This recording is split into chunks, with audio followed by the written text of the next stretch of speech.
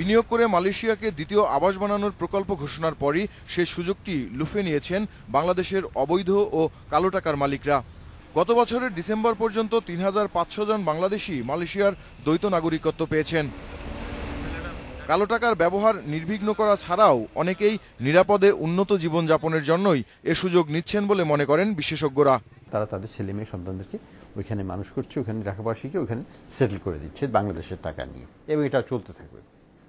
যখন তারা দেখবে যে বাংলাদেশ আপেক্ষিকভাবে আকর্ষণীয়, বাংলাদেশের রাস্তা বের হলেই নর্দমায় পা দিতে হয় না, বাংলাদেশে চাঁদাবাজিটা কমে যাচ্ছে, বাংলাদেশে ভবিষ্যতে আমার সন্তানেরা বিজনেস করে খেতে পারবে, তারা তাদের টাকা নিয়ে আসতো বা আর পাঠানো বন্ধ করে দিত। অনুসন্ধানে জানা গেছে মালয়েশিয়াকে দ্বিতীয় আবাস করেছেন আওয়ামী লীগ, বিএনপি এবং জামাতের অনেক নেতা।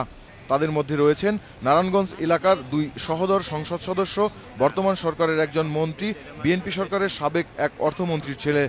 বেশিরভাগ ক্ষেত্রে স্বাস্থ্য ও সন্তানদের শিক্ষাই প্রাধান্য পেয়েছে। দেখা গেছে যে বাচ্চা খুব অসুস্থ, সেই অসুস্থতার কারণে ওখানে চিকিৎসার জন্য নিয়মিত থাকতে হবে দিকেও তারাও সেকেন্ড হোম করছে।